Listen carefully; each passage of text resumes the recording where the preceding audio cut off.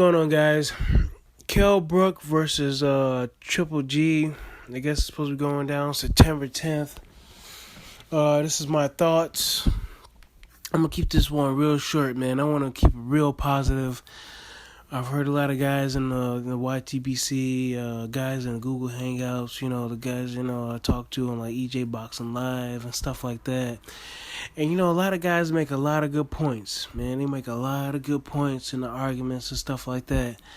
But, I think it's a lot of like maybe some negativity on the fight, but speaking for myself, I'm gonna be positive on this one. The Kell Brook versus Triple G. The reason I'm gonna be positive is for one, everybody says Kell Brook is a big 147 fighter. He's probably a 154 fighter, but I think it was Scorsese, like boxing in low places or something like that. He said, he mentioned he pointed out Kell Brook's weight and stuff like that. And if you look at it, man, on the weigh-ins and stuff, you look at Kell Brook's body, man, he's a big-ass dude, man. Not to curse or anything like that, but he's a big guy, man. He's all muscular. He looks drained. Do you ever see his face? You see the muscles in his cheekbones and stuff like that. You wonder how he gets down to 100 and, 140 anything. You get what I'm saying? So he's a big guy. He's very muscular too. He's pretty much like Sean Porter. Cause look at Sean Porter. He's a thick, got a big old back, and he's big head. You can see how big Sean Porter head is, man. And this is the guy who used to fight in the amateurs, 165 pounds. Now for Kell Brook, I don't know much about his amateur career. I can honestly say I don't know anything about his amateur career, but that's a good question right there. Like, how much did he weigh at in his amateur career? That's what we got to be looking at. Because you got to think about Keith Thurman was, 150, 152. So that's not a stretch. You go back, down to weight, like 152. He went down a weight class. Like I mentioned, Andre Ward, 150, 175, went down a weight. So like I said, and I mentioned that in one of the hangouts. I was like, man, these guys go down like a weight class, if not two, to make themselves relevant. You know what I'm saying? Because they have a physical advantage and stuff like that. So and they're more effective. You get what I'm saying? You can say that's kind of contrite, whatever like that, but the professional boxers are trying to make the best out of their boxing career, so they got to do what's best for them at the end of the day, But yeah, man, if this guy was actually struggling that weight and stuff like that, he's struggling that weight. He's trying to get something on or popping. He can't make these big fights happen for whatever reason, whether he's a diva or not.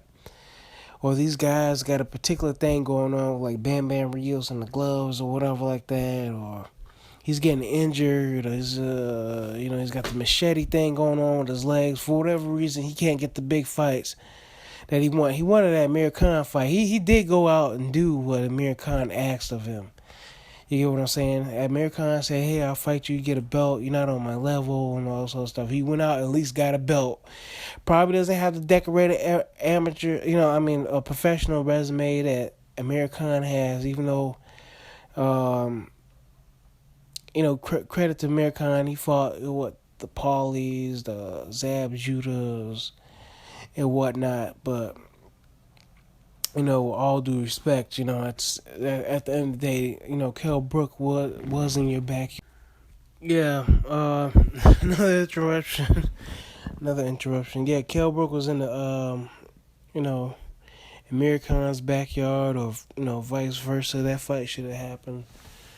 So, but it didn't. It's supposed to have been a big fight, big payday for both of those guys. So, here you have a situation where Kell Brook, I was just speaking on behalf of Kell Brook, putting a positive spin on it.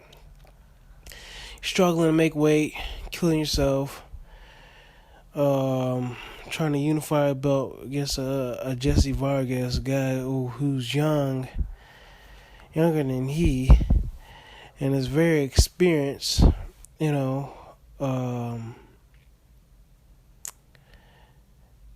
yeah, he's been through his own trials and tribulations at his weight class and stuff like that, and fighting the who's who. Um, yeah, man, he probably thought about it. He saw that money. I think he's getting like what 4 or 5 million or something like that. I don't know, but he saw that money and he thinks like, man, I ain't gotta make weight.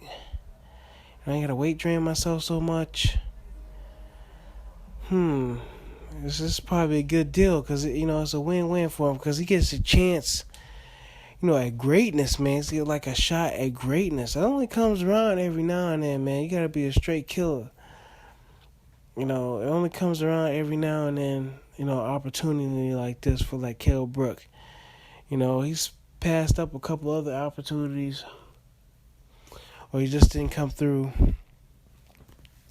But this is a good opportunity for him to shake up the world, man. This is an opportunity for him to become great, man. This is how guys become great. They take that risk. It's like, hell, I'll do it. I'll fight him. And I think he said he'll fight him already. GGG has been recorded on record saying that Kell Brook is too small, yada, yada, yada. But, it's not like Triple G is like some 6-foot guy. Kell Brook's supposed to be like, 5'9", maybe 5'10". GGG is supposed to be around the same size as far as like weight or whatnot. Hell, if Floyd Mayweather can fight, guys that come in weighing 160 pounds or like at least 15, 20 pounds heavier than him, so could Kell Brook, man. Kell Brook can do the same thing. Kell Brook is what's been mentioned that he's been in the same weight class, 147 pounds, forever. It's not like he didn't fight at 154 at a few points in his career. You get what I'm saying?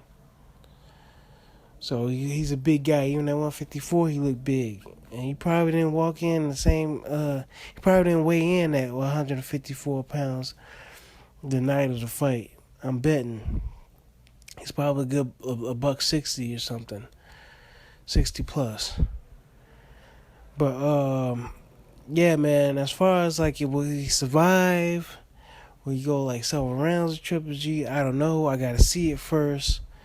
I'm just happy that he made it happen. On the flip side, for GGG, outside of getting some kind of exposure, he don't have much of a fan base. HBO pretty much propping him up. Everybody try to say he sells out to Staples Center and all this other stuff like that. 1 minute he's in Morocco, 1 minute he's in LA or something like that. He's all over the damn place. He doesn't have much of a fan base if you ask me. But yeah, a lot of guys are high on him. They high on Triple G. At least the possibility of what he can do. They want to see him win. That's what fans do. They just discount all the negatives and stuff like that, and they just go straight with the positive, which is nothing wrong with that. And they rooting for the guy, man. I have no, hey, that's what's up, man. Root for your guy, man. You like Triple G. You like him for fighting guys that are way smaller than him and stuff like that. You want to root for that? Go ahead, do it, man. That's all right. You ain't hurt nobody.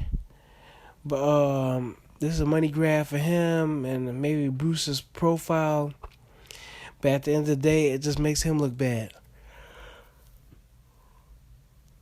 Excuse me, man. Yeah, at the end of the day, it just makes him look bad. It's a negative for Triple G. You know what I'm saying? So he said it himself. It's like a money grab when he talked about in the Canelo versus Amir Khan. It's like a business move.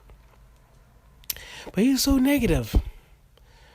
He was so negative. Now now you can say he's a hypocrite. You can say he's a hypocrite. And you can actually say he's two-faced because he says one thing and he does another. For a guy that doesn't speak good English, he really does put his foot in his mouth, doesn't he? At the end of the day. So, yeah, man. A plus for Kell Brook. Two thumbs down for Golovkin, man. He should have done something with that Eubank fight, or he should try to fight somebody else, man. But it's whatever, man. It's their business. It's their business. It ain't our business, man. We can only take what they give us. You know, we can choose to watch, not to watch, choose to buy, not to buy. You know, that's at the end of the day. So you guys let me know what you think, man. You think Kell Brook has a chance? I think he has a fair chance, man. For all we know, Kell Brook is a 160 fighter who weight drains down at 147, man, at the end of the day. Because he was struggling to make weight. It was pointed out that he might be like, what, a good $180 or something like that. He's a big dude, man. He's a big dude. And these guys spend a long time and hours at the gym doing the cardiovascular work, you know, to drain that extra excess water weight off them. But, yeah, y'all let me know what y'all think. I'll catch y'all later. Bye.